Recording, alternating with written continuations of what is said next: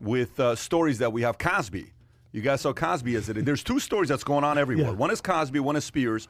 Britney Spears. So what do you think about what happened with Cosby yesterday? Here, I'll jump out on Cosby. It's like I wrote in VTpost.com. I said, raise your hand if you saw this one coming. I thought he was going to die in prison. We all did, right? I mean, it was a parade. He was. Did you see it coming? God, no. Nobody saw hell it no. coming. That's why I said, if you actually saw this coming, raise your hand, because nobody did. He was the first of the celebrities to go down in the hashtag Me Too movement. Yeah. He was numero uno when they got him, and it was just a progression. I mean, the guy is a grade A creep. Yeah. I mean, you cannot dispute that.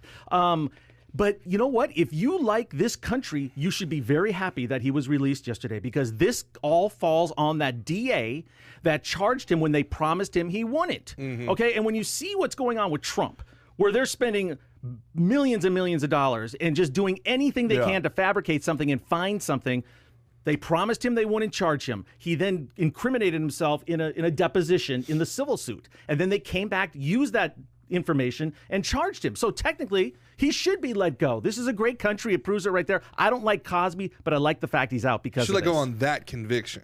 On that conviction. Yeah. The fact that they're considering this like double jeopardy, that he's not going to get, he's not going to go to trial for any of the other allegations and accusations is a little bit rough.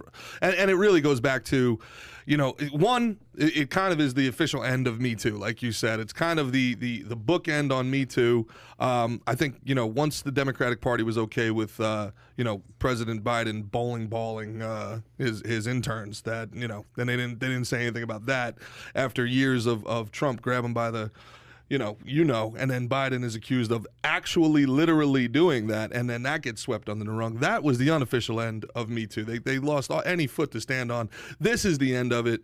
I think Me Too, in retrospect, was a very important thing. I really do. I think that Me Too had its place. I think that, especially with Harvey Weinstein, number one. Especially with L.A., I think anybody who looks back at old school television, look at Richard Dawson on Family Feud on live television, just absolutely like aggressively just stealing people's mouths on TV. Like, okay, we needed to pull back on the people that were abusing power. Absolutely needed it. But then it became just like everything else. It became politicized, and it became like a tool for people to use. So is this a good thing with Cosby? I think overall it's a good I think anything that exposes what's wrong with our society in this moment of pain and change is good. I keep saying it, that we're entering an era of authenticity. And you have to be honest and you have to be truthful. Everybody's going to find out everything eventually. And you're talking about that DA. That DA needs to be prosecuted. That DA needs to answer questions like, hey, as long as you help me get this other conviction, I won't prosecute your 27 rape allegations. Look, I don't want to put a famous black man in jail, so scratch my back and I'll scratch yours. That's not justice. And you know what? Unfortunately, that is justice in America. And we sat down with, we can't really talk about it, unfortunately, but we sat down with somebody very, very powerful for an interview last week. And my big takeaway from that interview, Pat asked some incredibly poignant questions.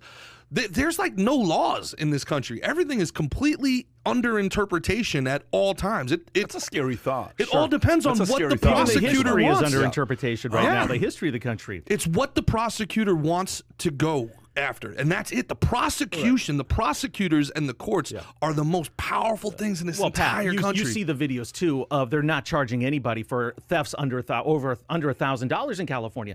The 27 Walgreens in the San Francisco Bay Area had to be shut down because of all the crime. People walk in there, take what they want, and leave. And then if you get these Soros-appointed DAs, you're in real trouble if you live in a city like that. So if you enjoyed this little short segment from the podcast that we did, here's another short segment to watch. Or if you want to see the entire podcast, click over here. Take care, everybody. Bye-bye.